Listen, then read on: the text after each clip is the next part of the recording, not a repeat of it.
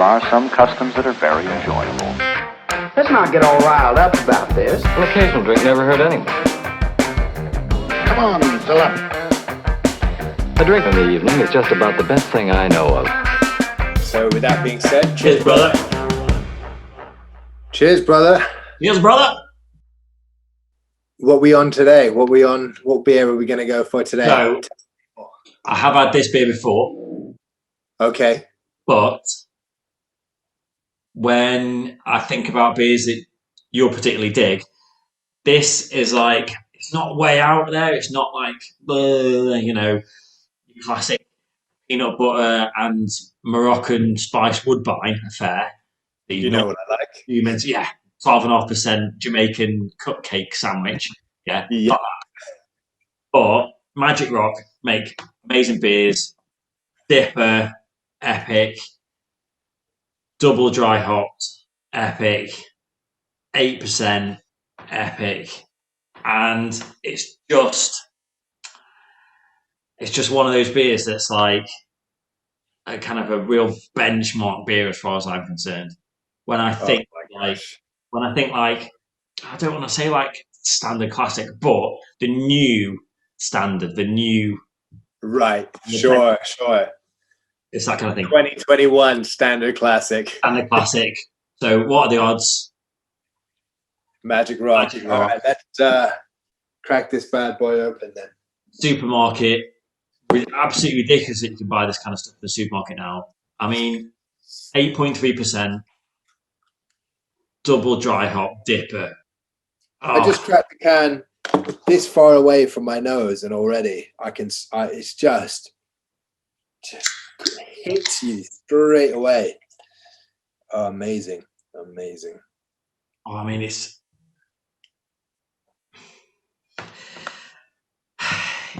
difficult to say because, like,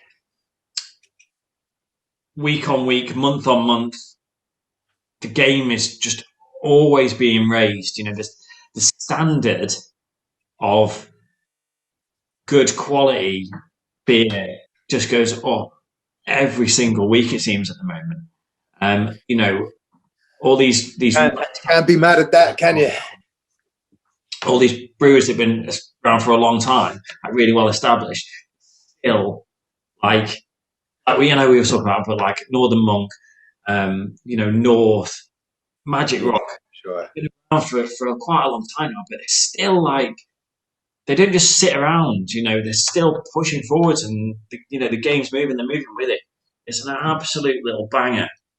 And I think it's amazing when you see breweries like Magic Rock, like Northern Monk, like even North Brewing, guys that have been, especially like in the supermarket game for such a long time, guys that are brewing these mass market beers, but that taste like this.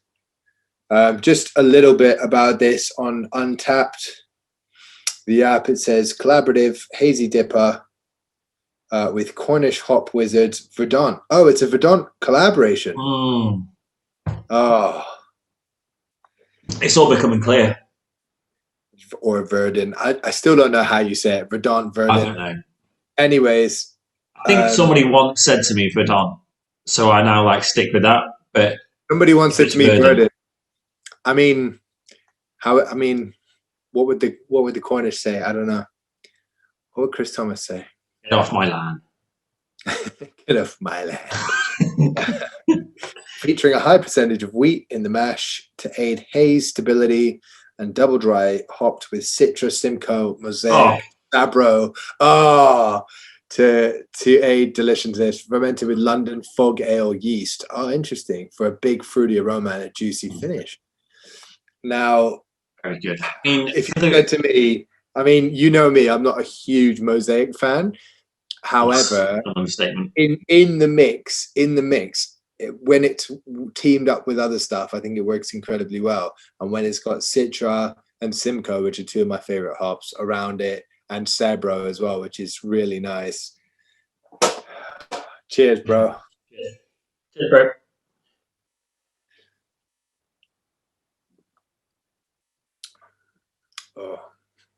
Oh, wow. I first just to further to that point, it's had 12,000 check-ins, and it averages 4.07, which is crazy for that app. You know, it's really good. It's a massive score, but it's worthy. You know, when I checked it way back in October. Yeah. Pale and super hazy, thick, hoppy, and tropical with fresh tones. What an absolute cracker! Super drinkable for a dipper, and I think that's what I'm that's the bit I'm getting again, is how balanced it is, and how it's like floral note that really is like, it kind of has this complexity. It's got all the tropical fruits, it's got the citrus, but it's got this floral thing going on as well, which is just beautiful. Like, so good. And I gave it a 4.5 then, and almost herby. Even after the first. Oh, I'm so pleased I revisited though, because sometimes you think, was it that good? Was it really that good? Yeah. A supermarket beer, I don't know how much it was, maybe £3, maybe 350, but maybe 350, maybe 350, and an 8.3, right? Something like that. Absolutely. It's a steal, and to get that much flavor packed into something is hard to do, especially from a beer that you can pick up your local shop. So good. Oh, dude. I'm trying to get this. There's this undernote. There's this little under kind of taste I'm getting, and I'm trying to put my finger on what it is. It's really, really, really good, but I don't know what it is. I'm just trying to. I did. Almost it's like a herb. You know, I said floral. It's almost like herbs, but it's kind of like savory flowers, if you could imagine what that would taste like. That's so interesting, because there was one tiny little part of it, and I thought you were going to go a slightly different way. There's one part of it where I do get, and this is really weird because I don't know where it comes from. Onion, but like a sourdough loaf, like almost like a bready, like a cheese on toast, like sourdough, and it could just be like a little bit, I don't know, a bit salty, like a little bit, but bready, rich, it's got, I guess they said it's got wheat packed in there, and it's got that yeast, so I guess that kind of makes sense. And for anyone that's watching this, you would think tropical, thick, juicy sourdough beer wouldn't work, but it just does incredibly well. Superb. Maybe it's more like a sherbety tingle, but like a slightly salty tingle to it. It's so good. It's almost like, you got like this fruit on the top, big fruity, like tropical, even sort of stone fruit a little bit, and then you've got this like underneath this floral chive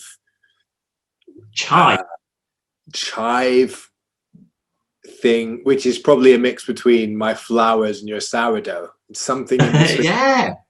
Maybe, it's, I'll tell you what though, what I do like to think about this is that I think that whoever tries it, whoever tastes it, will probably come back with a totally different palette on it, a totally different view, because the flavour is so complex, and it's almost. Let us know in the comments what you think that undertone flavour is. Go and get yourself a can. Let us know what you think that undertone flavour is. I said chives. Ant's saying sourdough. We might have been doing this for too long, buddy. Yeah. Might just be one of those years, but it's just got so much going on. It's almost like every sip is slightly different. Yeah, it's such a complex beer It's incredible. I mean, I keep saying it, but for the price and for the fact that you get it out of a supermarket, to get a beer that complex, that thick, and that strong, that gravity is like, it's unheard of for, you could easily smash out 2 cans of this back to back. And I mean, you would definitely feel it. You would feel its power. However, Well, it's super drinkable. the balance is absolutely banging. Would you? I guess that's another question. But we always talk about this, don't we? Like, is a great beer Would you one want to that go back to back? you finish? You finish your pint, you finish out whatever quantity you've got it in. So you finish that pint, and straight away you're like, I really want another one of those. Is that a great beer, or are the great beers like ones that you just don't want what you've got to end? So if you've got that pint, you just don't want it to finish, but it's not like you go straight out and have another one. And this is quite an interesting one because of the gravity, because of the weight of it. It's such a strong beer, and it's much more of a sipping beer. It should be like that. It shouldn't be like put it down and have another one. But I remember the first time having had it. Yeah, I know what you're saying. And I was like, I really want another one. But I think after 2 cans, you'd probably white flag it. yeah, That's it's like if you have like some amazing dessert, Michelin star, crazy amount of flavors all over your plate, and it might just be a small kind of dessert where, I don't know, I haven't really been to these restaurants, but you have like a chocolate ball that opens up. tell, mate. You can't tell. Keep going. Yeah. You're not going to anyway. You have all this amazing stuff going on. You wouldn't just like shove your face full of it and go, yeah, bring me another one of those. You just enjoy it for what it is in that moment, and then move on. Well, yeah, that's it. You're savouring, but with that said, it's hard not to drink a beer like this quite quickly. Yeah, it tastes, because it's got so much complexity, because it tastes so fresh and vibrant and deep and rich, and it's got everything going for it. But I guess it does bring me back to that general point of, just because you finish your beer and want another one, that doesn't necessarily make it a great beer. And likewise, because you finish a beer and then don't want to drink it immediately after again, doesn't mean it's bad. But things like that tiramisu stout that we had a little while ago. Again, it's one of those beers that you want to have now and then. To know that you've got it in your locker, to know that you've got a can of it, but it's not like you're going to come home from exercising outside, or you've done whatever in the daytime and you come home and it's the first beer you're going to crack. It just doesn't suit that sort of time. But then to know you've got it in the locker at the end of the night is absolutely amazing. If you're putting your dessert beer, and I think beer like this one, it's never going to be your first beer of the night. But to know that you've got it there, having had 2 or 3 nice light pale beers, and then on something like this, you're going to taste so much more of it and so much nicer. I'd agree with that. It's one of those ones where, I suppose, because you do get it from a supermarket, you kind of put it in the same category as the other supermarket beers, but it's top shelf. It's top shelf stuff. Really, it's not like you could. I wouldn't feel disappointed if I went into a craft beer can shop and I bought a can of this. I'd be really impressed. And the fact I picked it up from a supermarket is almost outrageous because of how good it is. It is. No, I totally agree with that. I didn't actually realise that Verdant were any part of this at all, because it gives no. If anyone knows how to pronounce that, by the way, like, let us know. Is it Verdant? It's going to be like because I have a feeling we're going to drink a bunch of Verdant/Verdant beers. And I think we're going to pronounce it wrong every single time, and then we're going to get hate-filled trolls coming in and telling us we're wrong. So correct us. We're happy to say it the way that it's pronounced. Unless it's like a scone type affair. Yeah. In which case, or a micro wave. Yeah. A Verdant. Ever said. Yeah, you say tomato. I say, what are you talking about? Yeah. Yeah, no, it could be a path. Well, no, it can't. It couldn't be a path, but it could be a scone. I mean, Verdant. I guess we need somebody from Cornwall. If somebody from Cornwall comes in, Ideally, somebody from the brewery. Although, now see again. So Jowell's Brewery or Jewel's Brewery, okay, they're really happy. So that's a brewery up north. And you don't have to do the accent because you already have it. yeah, I don't need to pretend to be northern because it's across there. But yeah, so Jules, they're really happy for you to call the brewery Jowls or Jules. They say there's no right answer to it's Joules, and they're really happy as long as you're drinking a beer. Really don't mind what you call them. They're really, really happy. So I mean, that's aggressively passive, in my opinion. What did you name it when you started it? Tell us. Like, why call her Susan if it makes you happy. That's like that kind of thing. Or is it Greg? Or is it Suzanne? There you go. I mean, look, if you name your own brand, know what the name is. Yeah. I mean, are you Gregory or Gregory? I'm Gregory. And if somebody called me Gregory, I'm correcting them. Wow. If somebody called you Anthony, you'd be like, no, that's not my name. I have taken a lot worse, so I'm happy with Anthony, Tony. My old maths teacher used to call me Tony. Why? So he gave you a nickname that you didn't. She. I know, that's so sexist, Greg. Why can't women be teachers? She. Well. So she used to call me Tony and wondered why I didn't answer. Did she fancy you? Was she negging you? She used to get really excited when I say excited is not good. She used to get really vibrant when I didn't answer, and because I'd never been called Tony up until that point in my life ever before. Sure. And she used to go, Tony, and I'd be like, like, well, yeah, who else am I? Well, yeah, but my name's Anthony, or most people call me Ant still. Yeah. So why have you taken it upon yourself to call me Tony? She was like, well, your name's Anthony, and most people would shorten that to Tony, wouldn't they? I don't know what most people. I love the logic.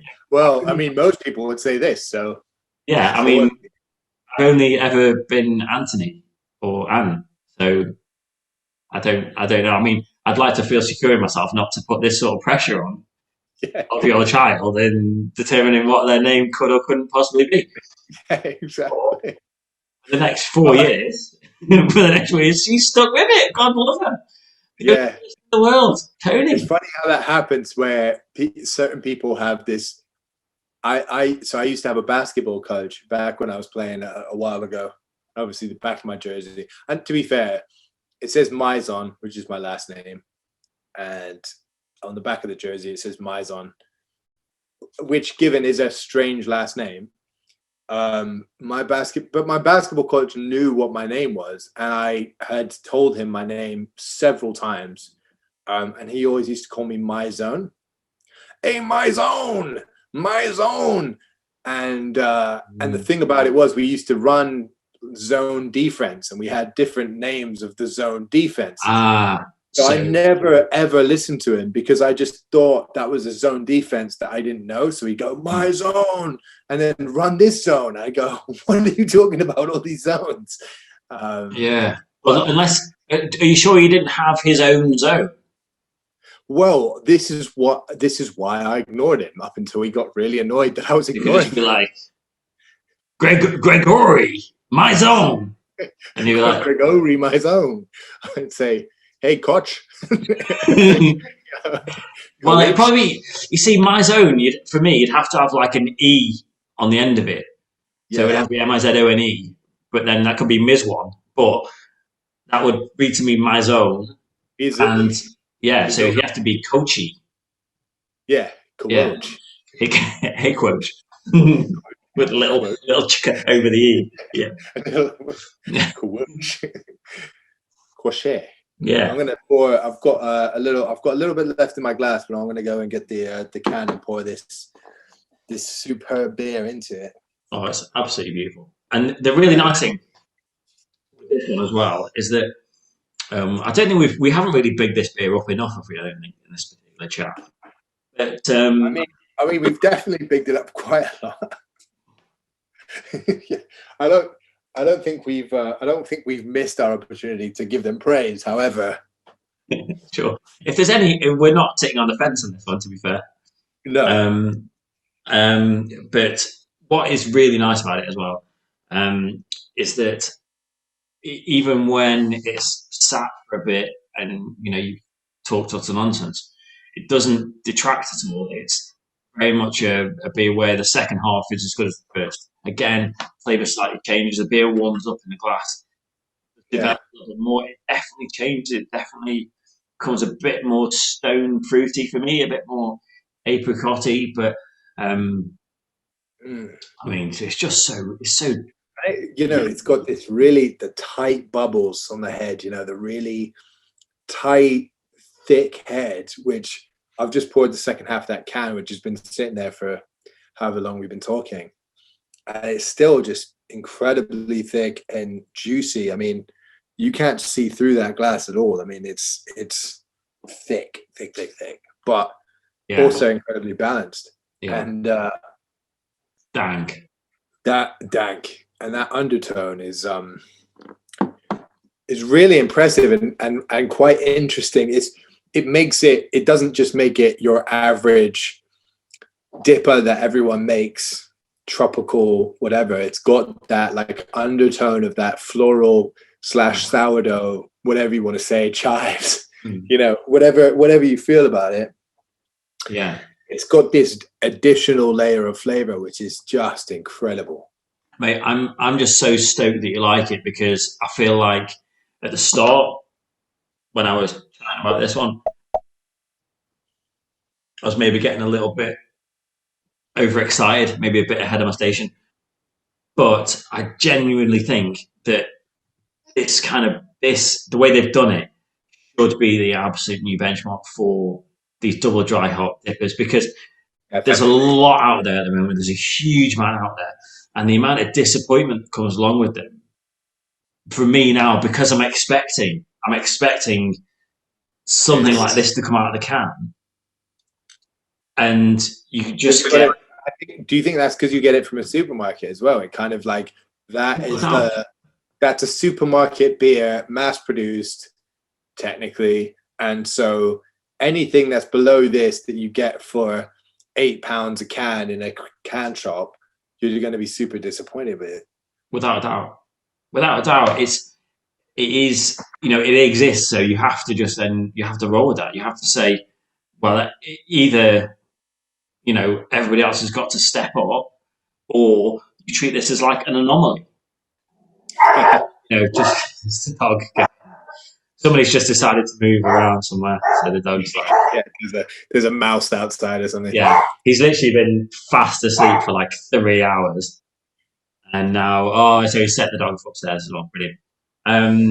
Yeah, I mean, I guess that's the thing, is that just because somebody else is doing something that you feel threatened by, don't copy them. Do your own thing. Yeah. Do your own thing. Which I suppose would bring me full circle in saying, if you're going to do an Imperial DIPA double IPA, make it as good as this, if not better. And if it's not, don't if it's not what it says it is on the tin, don't call it something that it's not, right? That's the moral of that. Mate, if we're gonna take anything away from this particular session, 20 2021. Mm, Honesty is the best policy.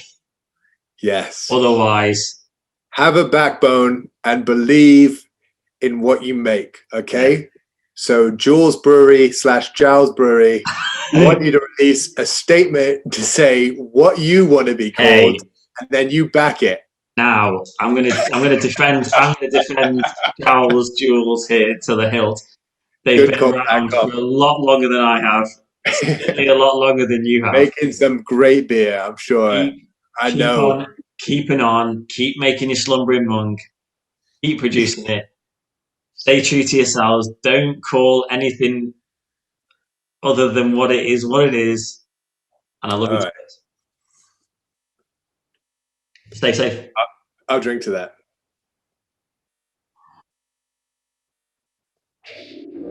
There are some customs that are very enjoyable. Let's not get all riled up about this. An occasional drink never hurt anyone. Come on, fill up. A drink in the evening is just about the best thing I know of. So with that being said, Cheers, brother.